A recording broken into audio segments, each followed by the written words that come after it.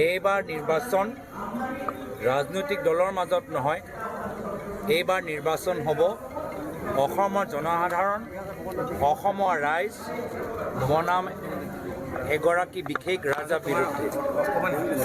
সেই ৰজা কোন সকলে গম পায়। আৰু আমি যিমানবোৰ বিৰোধী দলবোৰ আছোঁ, আমি ৰাইজৰ লগত আছোঁ, ৰাইজৰ ক্ষোভ আমি বুজি পাইছোঁ। আৰু এই নিজকে ভবা ৰজাত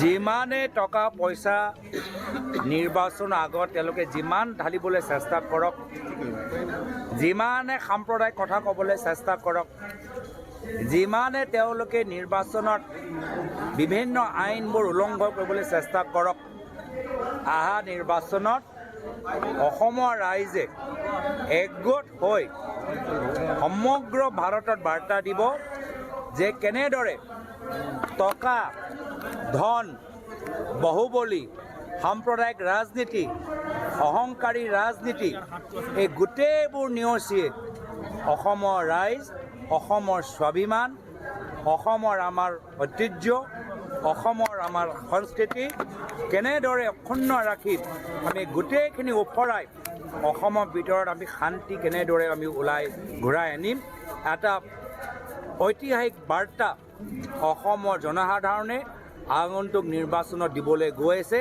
আৰু আপোনালোকে চাব যে অসমৰ পৰা যে বাৰ্তা যাব, সেই বাৰ্তা গোটেই দেশত এটা সক্ৰিয় প্ৰভাৱ পেলাব। অসমৰ আমাৰ যি সাহস চাই অনন্য প্ৰদেশৰ ভিতৰতো সেই অঞ্চলৰ ৰাইজে, জনসাধাৰণে অহংকাৰ আৰু অত্যাচাৰৰ বিৰুদ্ধে মাত মাতিবলৈ এটা প্ৰেৰণা লাভ কৰিব। মই মাত্ৰ বাট চাই আছোঁ যে কিমান দিনৰ পিছত জনতাৰ চৰকাৰ অসমৰ ভিতৰত ঘূৰি আহিব।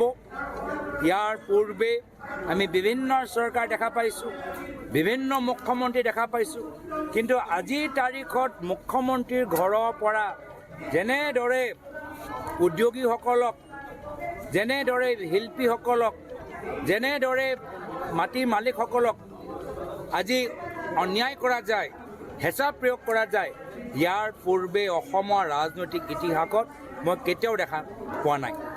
আজিৰ তাৰিখত অসমৰ মুখ্যমন্ত্ৰীৰ ঘৰৰ পৰা ব্যৱসায় কৰা মানুহসকলৰ ওপৰত, সাংবাদিকসকলৰ ওপৰত, চৰকাৰী বিষয়াৰ ওপৰত যিদৰে অন্যায় অত্যাচাৰ কৰা দেখা গৈছে, আমি গম পাইছোঁ। যিদৰে তেওঁলোকে চাৰিওফালে মাটি কিনিছে, বাগান লৈছে, ল'ৰা নামত কোম্পানী খুলিছে। ইয়াৰ পূৰ্বে যিমানবোৰ মুখ্যমন্ত্ৰী আহিছে কেতিয়াও কোনোৱে ইমান পৰ্যায়লৈকে কৰা নাই। এইবাৰে আমি প্ৰথম দেখা পাইছোঁ। লজ্জাজনক কথা যে মুখ্যমন্ত্ৰী ঘৰৰ পৰা এনেধৰণৰ কামবোৰ চলি আছে।